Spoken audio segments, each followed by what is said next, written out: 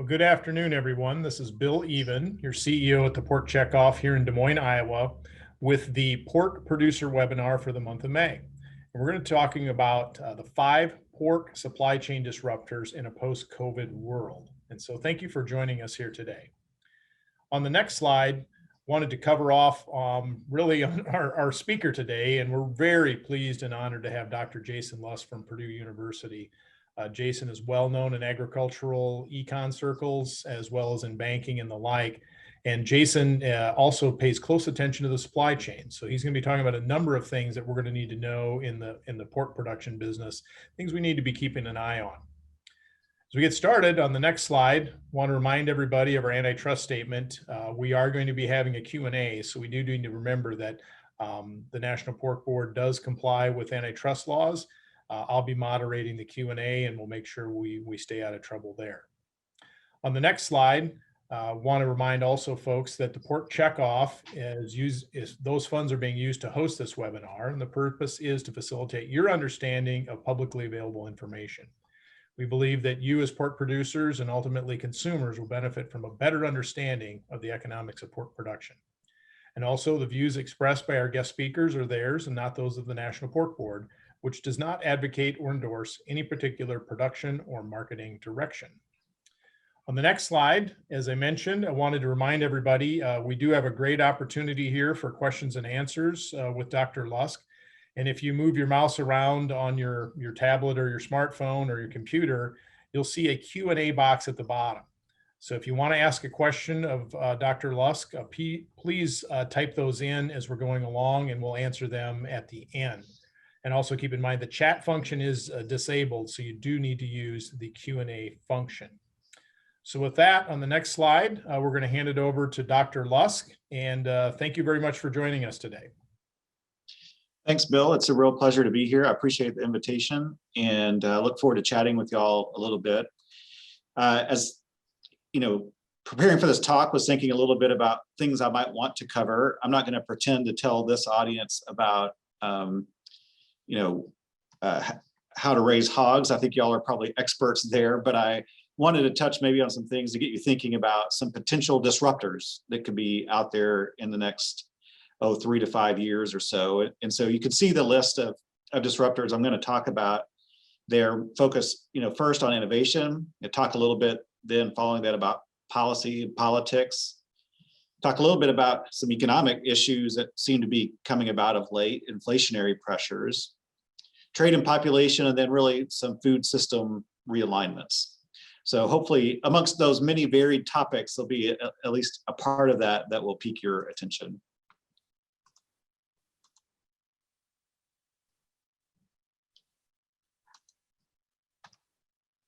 So let's talk first about food tech and innovation. Often I think when folks in agriculture think about agricultural innovation, we think about, say, land-grant universities, say where I work here at Purdue, and the investments we make in that, and of course maybe some of the ones that you all make as a checkoff. I think what we've seen in the data is, unfortunately, those public investments in ag research have really been quite stagnant, and after adjusting for inflation have fallen in real terms. So I think that really raises a question as to what's the future for innovation in this sector. Now, depending on which commodities we're talking about, particularly during the biotech boom, there were a lot of private investments in agriculture that remain strong. But I think one thing is certainly the case, and that is there's a bit of a shift in the focus of a lot of the public research that exists in terms of a focus away from food security and more of a focus on sustainability and quality issues. I think maybe one aspect of innovation that is new, at least has become a bigger part of the scene over the past 6 or 7 years, is the entrance of what you might call venture capital type dollars that have been flowing into food and agriculture. So this group Ag Funder keeps track of investments, again, this kind of venture capital investments in the food and agriculture. And we see some pretty astounding growth that we've seen. And the last time this report was updated was about halfway through last year. So even despite the pandemic, investments in the food and ag tech space remain quite strong. This is just a bit of a breakdown in terms of different sectors of where that money is flowing, but it's really throughout the food sector, although just in terms of dollars, maybe focused a little more on the retail end, consumer end of the marketplace. And maybe to that point, this is again that same source here that separated out some of those investments in terms of food, farm, and biotech deals. This will relate a little bit to some of my conversation here in a minute, but if you look at most of these top investments in the food space, at least in 2019, so this data is a little bit old here, almost all of it is alternative protein sector. So this Motif Ingredients, Impossible Foods, and others are really in some ways things that could be quite disruptive for the pork sector. Some of these others on the farm side too are often data companies that may change the way that we communicate across the supply chains. So, when I think about pork in particular, and I think about the kinds of innovations we see in the sector, I think there are all kinds of interesting things out there, some of it private individual companies, some of it more broad, thinking about, say, genetics that can improve quality and flavor, things that can create new product offerings for consumers, either in packaging or even in flavors and styles and the way they're communicated to consumers. I still think I'm still waiting for the day in the pork sector, instead of the chicken sandwich wars, if there can't be something like the pork wars across the fast food chain. If somebody can figure that one out, I think that would be a good demand enhancing kind of innovation. But I think often when we think about innovation in the industry, we're thinking more about things that affect productivity. And there are a variety of technologies that I know are various stages of interest in application, whether it's things like gene editing, some of that for disease protection or other attributes. This technology that's really been remarkable in creating vaccines that we're now taking to protect against COVID, could have some big implications for animal agriculture as well. I don't think we know entirely what that means, but I think it's something to keep an eye on.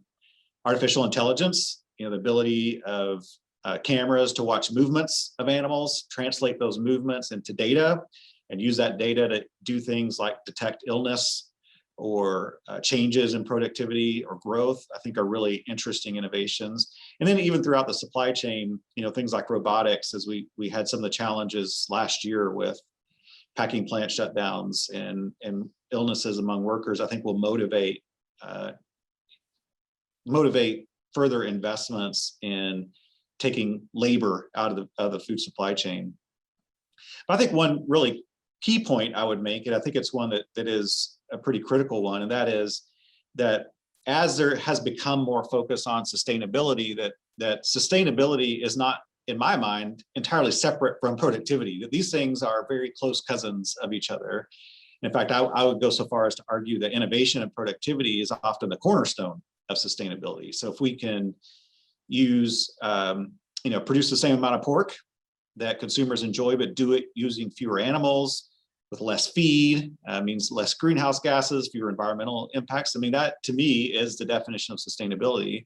And I know the Pork Board and others have done a good job trying to articulate and quantify changes and those improvements that we've seen over time in productivity in the industry. So maybe another way to say this is, as I think about innovation in this sector, historically, it's been talked about as following. This is kind of a production function. These are inputs. As we add more inputs, you get more output, more food produced. And the problem with that is there's diminishing returns. We keep adding more inputs. At some point, you're not going to get quite as much as you did out of that last application, that last gallon of water, or that last pound of feed. And that's really the Malthusian concern. You keep adding more and more labor. Over time, the amount of food that each worker produces falls.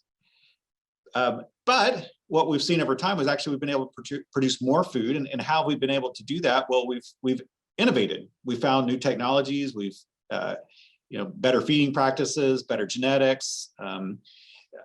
Various growth promotants have allowed us to take that same amount of, say, food, water, the same amount of animals, and produce more food.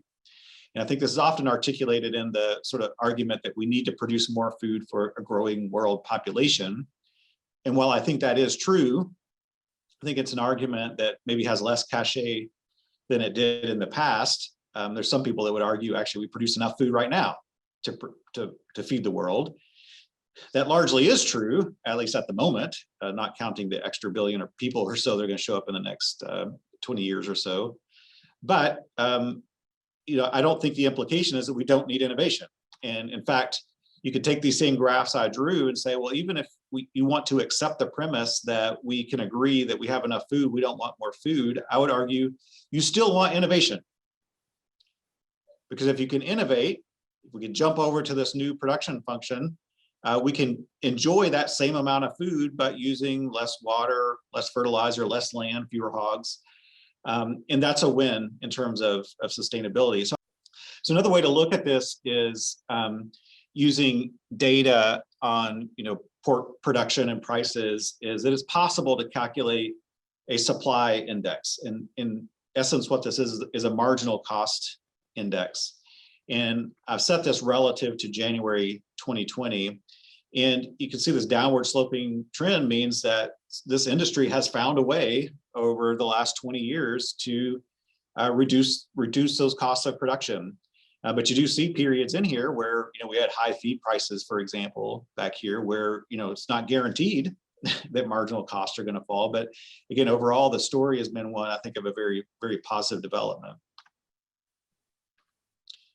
So, when we think about innovation, though, we got to think about innovation not just within the industry that's making the industry more sustainable and more competitive, but innovation outside the industry that could affect competitiveness. Now, I think traditionally you think about competition for the dinner plate, protein space on the dinner plate. You may be thinking about beef and pork, but increasingly we're seeing the emergence of these alternative products, these alternative plant-based protein products. And I just gave you a few examples here. Of course, again, mentioning, say, here's turkey bacon. It's not as if, this is new to the industry. Of course, there's always been competition there, but what we're seeing are newer alternatives, such as the Beyond Foods, Impossible Foods, that have really made an effort in terms of the food science to try to make products that really do taste much more similar to traditional pork and or beef products. I don't know, for me at least, looking at this picture of this veggie bacon strip, it doesn't look to me like a real bacon strip, but nonetheless, some of these products I think have made some headways, at least relative to the products we saw on the shelves 20 years ago, to be more competitive. So I think the question is, what is this going to do to the pork industry? Is it going to be really disruptive? Is it just going to, be a small blip on the radar? Well, at least some data suggest that at the moment, it's still a very small blip. So these are data from about a year ago, actually. These are grocery store scanner data. And the red bar here are the total sales from the meat department in grocery stores across the US. The green bar, actually, you can't see, it's so small. That's the total sales of the refrigerated meat alternatives.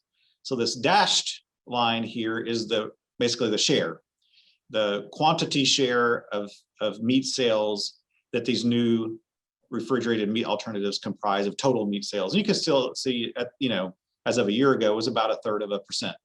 So it's still a very, very small part of the story. But nonetheless, if you look at dollar sales growth, something that does appear to be growing, and I think that's why we've had some attention focused on it. So I want to share just a few insights from some of the research that we've done, and some of these don't necessarily include pork as an alternative, but I think there are still some lessons that are going to be useful here. So this is a consumer study we did just before the onset of COVID, and asked people, if you're presented with these options in front of you, here's a traditional farm-raised beef. Here are 3 different alternatives. One's a lab-grown, one is a pea protein, one is an Impossible Light Burger. What would you choose? Or you could say, I don't want any of these at all. So if you had to guess, what percent of consumers do you think chose one of these 3 alternatives versus this one? Well, the answer is about 3/4 of people chose beef. About 12% chose one of those 3 alternatives, and about 20% said if those were the only things available, I wouldn't buy any of them. Now, 12% is still a large share of consumers. It's not nothing. Of course, it's not where the market is right now, and in part it's because this estimate I'm showing you is at current market prices, where a lot of these products are priced at a price premium. But I think one of the key questions is, who are these 12% of consumers, and were they people that would have bought a traditional animal protein to begin with?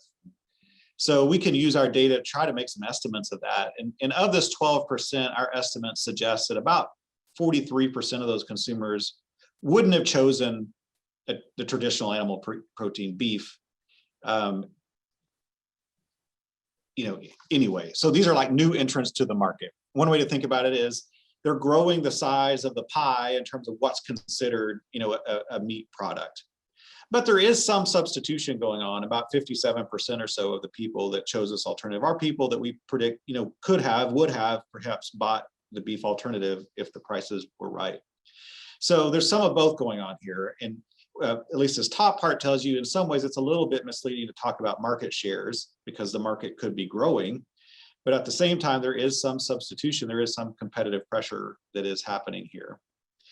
So again, I think if you look at grocery store scanner data, what you do see is that there is strong sales growth, at least in terms of percentage terms of these plant-based products. But some of that strong percentage growth is coming about because you can get a high percentage change if you start from a really small base. So maybe to give some perspective on whether people's preferences are changing over time, these data come from the Meat Demand Monitor, which is a regular survey that this organization helps support, that Glenn Tonsor runs from Kansas State, and that I also help work with over time. And so every month we survey over 1,000 US food consumers, and we calculate willingness to pay for different products, and we can estimate market share. So one of the questions we ask is a question that looks like this. We ask people to imagine they're going to the grocery store, they're picking a protein item for dinner, what would they choose? And we vary these prices across people. And you can see one of these is a plant-based alternative. You can also see there are a couple of pork options here in the middle. And what you see really over time, really over the last year and a half, despite all the turmoil that we've seen in a lot of food markets, not a lot of change here. This plant-based patty is still only about 3% of the people saying that's the alternative they prefer. You see the pork chop here in the middle that also seems to be fairly steady as well. Now, these calculations are holding prices constant. So you might ask, how is it that grocery stores are reporting strong sales growth when really it looks pretty flat here? I'd say that's two things. One, I just mentioned prices. We're holding prices constant in this figure you see here, where plant-based alternatives are bringing down their prices over time, although still at a premium to traditional animal products. The other thing that's happening is just increased availability. There are new products entering the market every day. So in our survey, it just looks like this every month, month in and month out. But when you go in the grocery store, there are more of these alternatives every time you go in, and that's changing the dynamics of the marketplace. Just so you know, we ask a similar question, but instead of in the grocery store, we say, imagine you're out to eat. Now that might be hard to imagine for some people over the last year and a half as COVID has shut down a lot of eating out places. But nonetheless, conditional upon eating out, what would you choose? And again, we can see the plant-based patty still picking up a very small share of the overall choices out of this roughly, 9 or so options here. Again, you can see here's pork chop, steady demand, maybe a little bit of uptick here towards the end. One thing I think that is interesting, this comes from a more recent study that, again, I've done with Glenn Tonsor, Ted Schroeder, where we ask people's beliefs. What do they think about these alternatives, these plant-based alternatives? Now, this particular question, we asked people, again, all over the United States, just their perceptions of a hamburger versus a plant-based burger, and which one they thought was better or much better on a variety of dimensions. And you can see here, taste.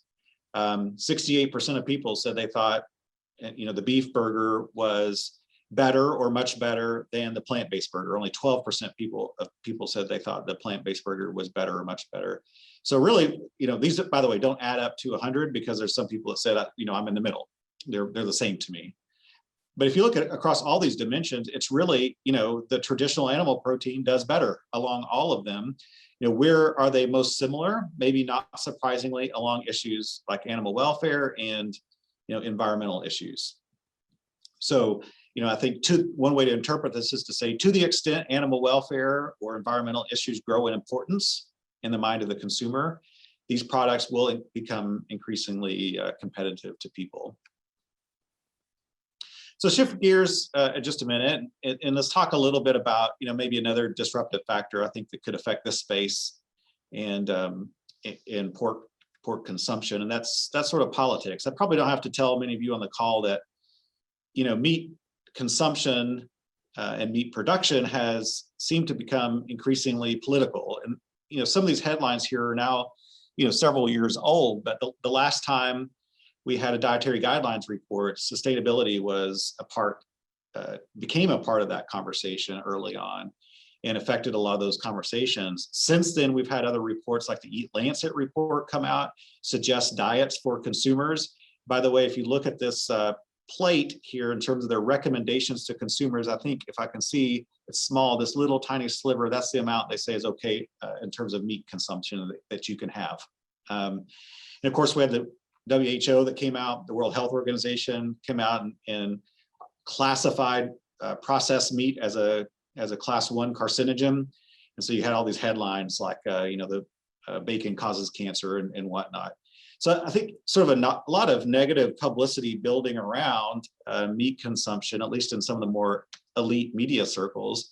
And you really see this, one way to call it is just the meat wars coming to fruition here just in recent weeks, for example, that there were a number of headlines within just days of each other that I think, mentioned just sort of how political it is. One was, for example, there was a story that turned out not to be true necessarily. That was sort of based on some reporting, but the claim was that, there was some Biden administration effort to, reduce meat consumption, and that really caught on. So you have organizations then coming back like CNN saying, no, that's not what's happening here. But then very, shortly thereafter, you have two big, kind of publications come out. One is a magazine, sort of a taste-making magazine that said, we're going to stop publishing articles that have as many recipes with meat in them. In fact, none at all. And then you have this kind of really high-end restaurant in New York that says, we're going to stop serving meat altogether. And all this was happening at about the same time that you had some governors, like here, the governor in Colorado, announcing a meat day out. And so, I think what I'm trying to point out here, I think, is something that may be obvious to you, but it's not just that there are debates about, say, the health consequences or the environmental consequences of meat consumption, but that meat consumption itself is becoming more political. And I think that's actually really challenging for the industry. I think it makes it hard to have intelligent conversations about some of these things. And I should say I've been in the middle of these conversations, a number of times myself. So, here I was talking to Stuart Varney about whether cheeseburgers were killing the planet. These are more recent stories on some national news about meat prices and some of the meat packing plant shutdowns. And talking to John Stossel, this is a couple of years ago, about Meatless Mondays. By the way, I put this picture of Beyonce there because when I was talking to Stossel, right before I came on, he was playing this clip of Beyonce because Beyonce is a vegetarian. So when I got home, I had, of course, recorded myself on TV and I wanted to see this. And so I had put it on pause as it was shifting from this segment to mine. And there's this little moment, if we paused it just at the right scene, that Beyonce's face was on one side of the screen and mine was on the other. So I like to refer to this as the time that I appeared on TV with Beyonce. So anyway, my career has probably been all downhill since then. But my point is, this is not new, but I think it's been building to some kind of a crescendo here that's really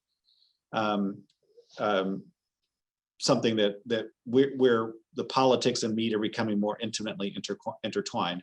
So you might ask, one question you might have is, well, you just showed us a lot of really negative headlines. What's happening to pork demand? Well, I showed you some of our survey results. It showed, at least for pork chops in those surveys, very steady demand. If you actually, this is an index using USDA wholesale data on wholesale pork production and wholesale pork prices, where I calculate essentially a willingness to pay index relative to the 1st of January 2021. You see actually over this time period, in spite of a lot of those negative headlines, very steady demand growth over this period, and really sharp demand growth here in recent months. Now, this is not per capita demand, this is total demand. So one of the stories, this will maybe as a foreshadowing some of my comments in a minute, is we've seen really strong demand for US pork abroad. So some of this increased demand growth is coming from our export sales to consumers in other parts of the country or other parts of the world. But that being said, as we kind of talk about some of this, these challenges around meat consumption and so forth, what we have seen is a slight rise over time in people that are calling themselves either flexitarian, vegetarian, or vegan. And, we might ask ourselves, who are these people? So this is a recent survey, again, that we did several thousand US consumers, where we again, just classified people as to whether they said, yes, they fit into one of this category, or whether they said, no, I'm a regular meat consumer. And here I'm just showing the difference in these two groups in terms of a bunch of demographic characteristics. So one big one is age. So younger people are much more likely to fall, consider themselves a flexitarian, a vegetarian, or vegan. So 43% of flexitarians are in this younger group, 35 years of age or younger. Now, I think one challenge is to think about, are these younger people going to hang on to those preferences as they age? In which case that could be a real demand drag. Or are they going to change? Are they going to become more like the older folks as they age? And we don't know the answer to that, but I think that's something really important to think about in, making sure that the younger cohort of consumers out there are consumers that are interested in meat products. The other thing I want to point out to you here too is this data down here at the bottom is really a bit of a segue here, is that our data, and I'll show you some more in just a second, does seem to suggest that indeed meat consumption is something that is becoming more politically polarized. So, if you just look at the difference in the percentage of these samples that consider themselves Democrat versus Republican, you get some pretty big differences. Democrat, the percent of people that are flexitarians or vegetarians are much more likely to be Democratic than Republican, and the reverse for people that are consider themselves to be regular meat consumers. So the reason I say that is I think it does suggest that people will interpret information about meat consumption through their political lenses. And these data come from a series of surveys that I conducted as a part of something called a food demand survey for a number of years. And I just wanted to point a couple of things out. First, what I've got as an axis over here is just a measure of meat demand. So this would include beef, pork, and chicken demand, sort of summed together. And so a higher number just means greater demand, more, you're willing to pay more to have meat in your diet. And I've classified my samples into two groups of people: conservative Republican, liberal Democrat. And what you see is for fairly low educated consumers, not much difference in those two. But as education grows, what you see is that sort of meat demand, particularly among liberals, start to fall. And indeed, you get out here, folks with a graduate education, you start to see a fairly wide gap between those two. And I think that raises a bunch of interesting questions in terms of what I mentioned before, sort of how people interpret the world and how they interpret information around them. So, there's a model of communication which just says, just give people information and they'll believe what you believe. The sort of people are an empty bucket and you turn on a faucet of water and you fill them up with what you want them to believe. But I think a more realistic alternative view of the world is that we interpret information through the lens of our parties and the tribes we belong to. And so it's not just a matter of what the information is, but who it comes from and how it fits in with our peers and our network around us. And I think what we've seen as meat consumption has been linked to things like climate change, environmental issues. Those are things that appeal to a different, tend to have some more political salience to them. And so you start to see these gaps widening up here. The other thing, that I think when you see this gap widening among higher education is, as people get more education, the easier it is for us to maybe find information that fits with our prior beliefs. Maybe another way to say that is, the smarter you are, the easier it is for you to fool yourself, to find facts that fit your story. So in addition to that, what I do here is take those same categorizations, but look at what is happening over time in terms of demand. What you see for the group that's a conservative Republican is that it's fairly flat, fairly steady. But for the liberal Democrats, you see a falling demand pattern there. So again, the way to maybe think about that is that this political polarization is increasing over time. So what I need to do is update this a bit to a current day. So what does all this mean? Sort of how do you think about that in terms of maybe disruptive factors? Is I think you got to be prepared for what seems to be increasing criticisms of animal agriculture and increasing competition around it. And I think this, politicization of meat consumption, the interpretation I think of that is science is important. And I think organizations like this need to fund science and know, what is happening on the ground, but it's not enough to simply communicate the science. It's also critically important who is communicating the science, who it's coming from, and how it's being interpreted through people's political lenses. I think another implication is, for example, I know ballot initiatives have been a big issue that have affected this industry over time. And speaking of something that could be disruptive, Prop 12 in California is something that I think, 6 months from now or so will probably have some implications for this industry in terms of prices and production practices. And, if you look at the data on what predicts how people vote in, say, different counties in California or in other counties across the country that have had ballot initiatives, one of the best predictors is political affiliation. And I don't know that there's a lot you can do about that. In some ways, I think it's a bit trying. It's a bit frustrating because, as I said, I think when these things become politicized, it becomes harder to have more sensible conversations. But I think that's just the unfortunate reality of the world in which we're living. And so I think for groups like this to think carefully about how they contribute to conversations around meat consumptions and animal agriculture, you got to be cognizant of that increasing polarization, and also think very strategically about ways to move beyond it. So shift gears to an entirely different set of maybe disruptors. And I think this is something I think has really taken on increasing importance over the last several months, and that's inflationary pressures. So if you look at global data, for example, this is the Food and Ag Organization. They put out a food price index. They call it a food price index. It's really a commodity price index. And they express this in real and nominal terms. But I think the thing to really notice here is really over the past several months, this big uptick that we've seen globally in farm commodity prices that you're starting to see both in real and nominal terms, such that if you even compare back in time, it's been in inflation adjusted terms of 70s since this index was roughly that high. Of course, if we look here domestically and maybe pick one commodity like corn, now this is not inflation adjusted, but if you look at this, in historical context, we're living in some pretty interesting times, aren't we? And I think for a group like this, where say corn, soybeans are a key input into the pork production process, those higher feed prices, what's that going to do to margins down the line? How do you help control those costs? How does that affect the inventory and the herd size out there? I think these are all going to be really important and interesting things to watch if we really remain at these levels. And I think you look back a few years ago, in 2012 and then in 2008, these were disruptive impacts that had repercussions for several years to come. And so this may well have the same kind of repercussions, for years to come for the industry as well.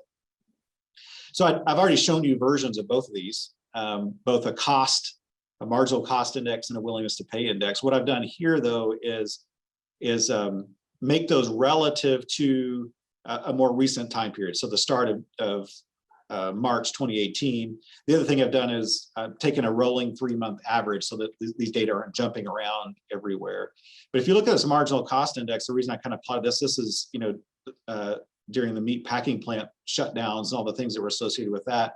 But then, really since, over the course of this year, it seems like the data is suggesting marginal cost really increasing. And I think that's seems to probably be associated with some of the rises in feed prices that we've seen.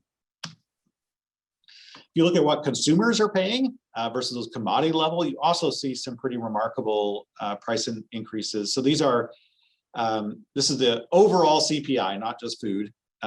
This is food and all other, consumer goods that consumers are facing. And these are year-over-year numbers. So the last data point from April that the Bureau of Labor Statistics put out, suggests about a 4%, annual rate of inflation that we're seeing at the moment.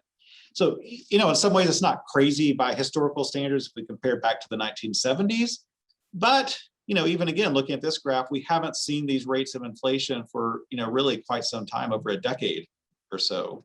So I think the question is this just a temporary blip, or will this go away? Well, and what's causing it? One thing that I think that's going on here is wages. So I'm showing you some data here just in food manufacturing, food retailing, and food service. And again, calculating kind of year over year changes in wages. This is food, grocery here, some pretty phenomenal rates of inflation, 10% increases year over year to get workers to work in a grocery store, but even in food manufacturing, 4 to 5% increases in food prices. The same even in food service, which is kind of interesting because of all the COVID shutdowns that we've had. Now, one thing you might think is, well, we're paying a lot more for workers, we must be drawing in a lot more labor. But in fact, we're not. In fact, in every one of these sectors, except for maybe retail grocery, actually, if you look at employment rates in these sectors, have actually fallen quite a bit over the last year.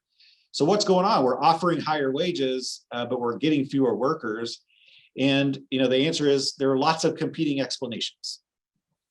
One is that with all the rollout we've seen in the stimulus checks and increase in unemployment benefits, that maybe some people don't feel like they need to work because they can sort of satisfy their daily needs without having to have a job.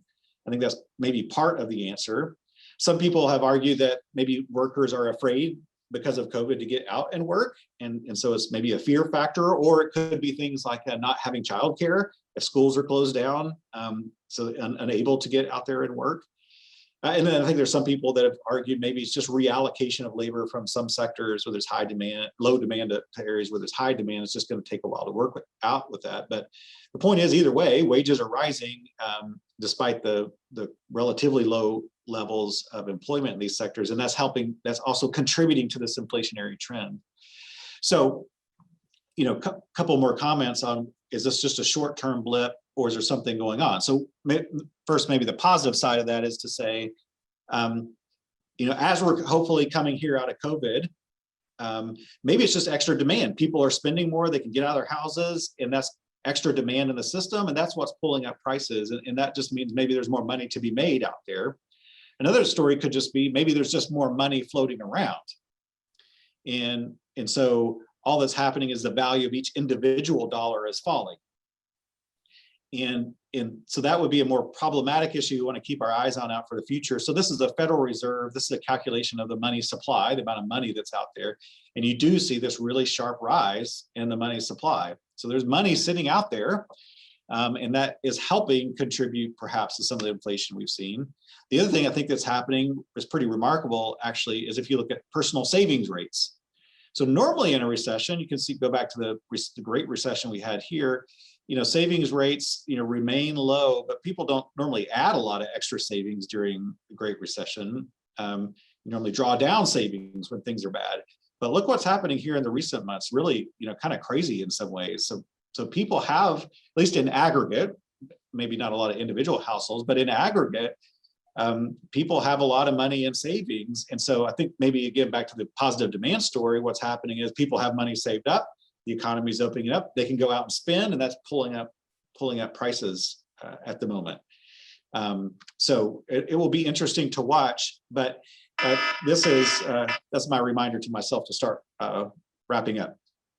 The market is also seeming to suggest that higher rates of inflation are expected. So this is, again, from the Federal Reserve, but it's calculating the difference between inflation protected bonds versus regular bonds. And so that's sort of the market's expectation of whether there's going to be inflation on out to the future. This particular graph is 5 years, and you can see really strong, despite the real concerns about deflation. And we did have deflation during the early part of the pandemic, but really at the moment, the anticipation is for some more inflation, at least on out into the near future.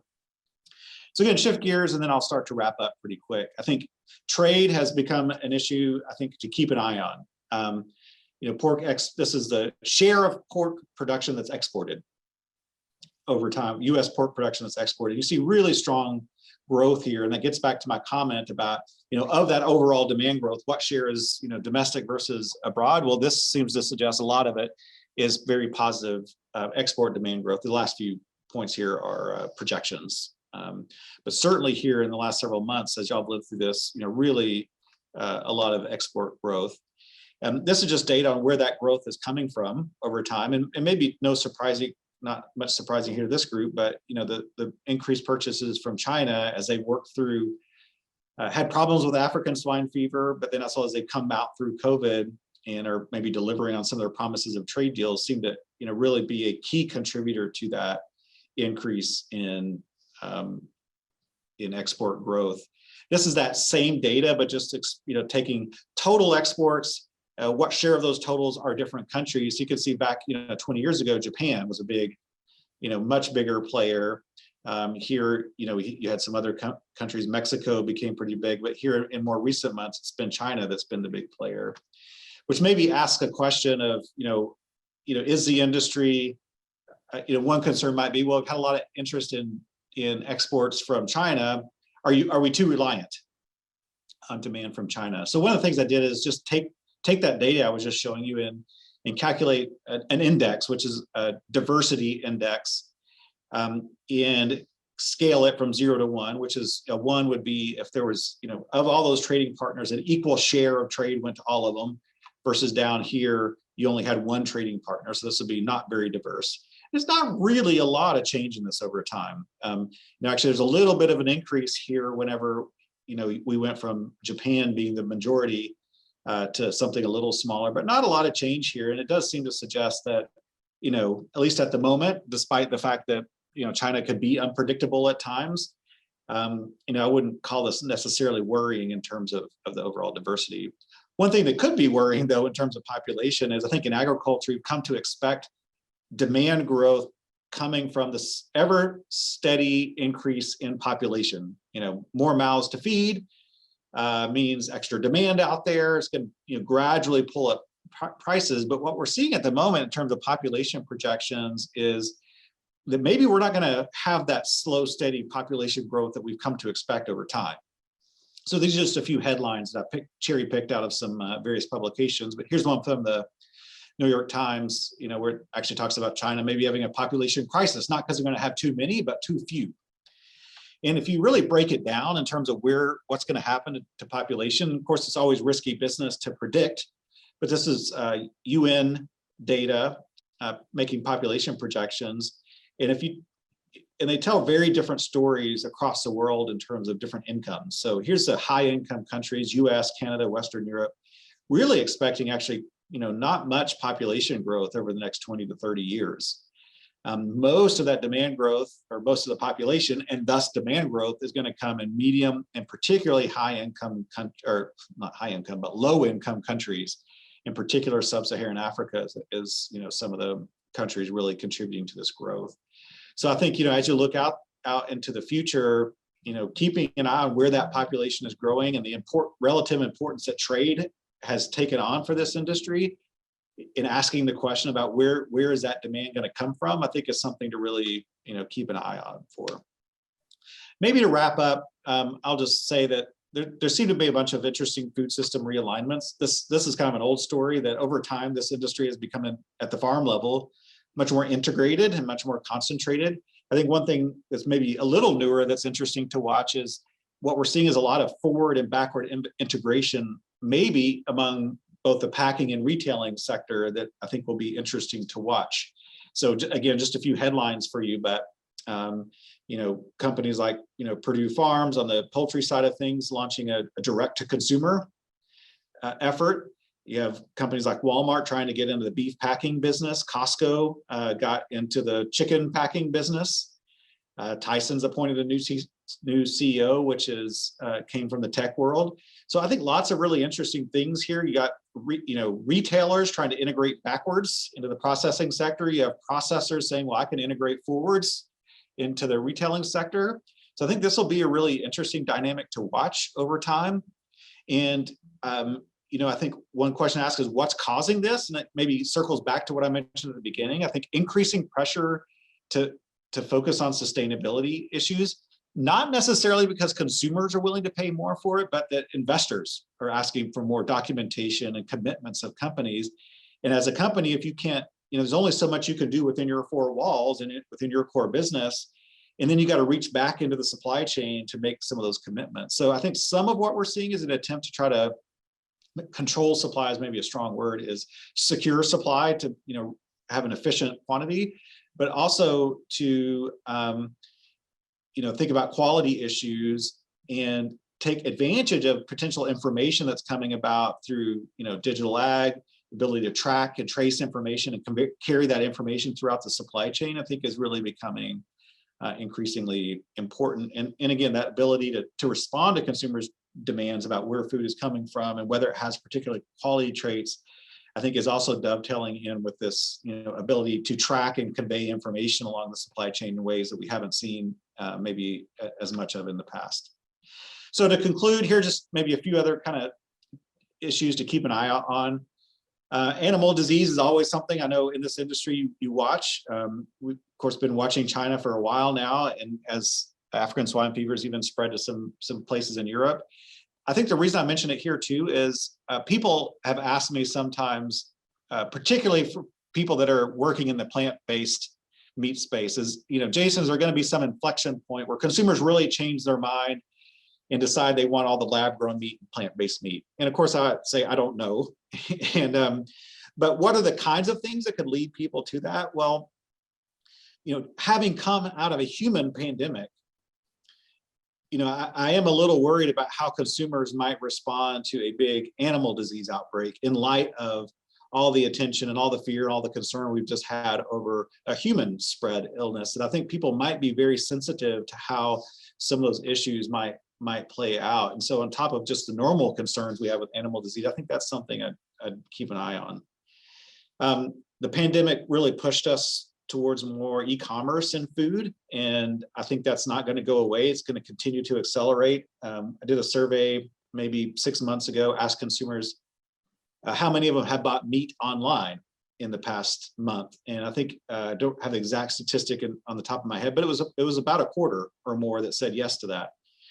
So I think that's something to keep an eye out for, and that may open up some opportunities for all kinds of forms of reaching the consumer that maybe have been less traditional in the past.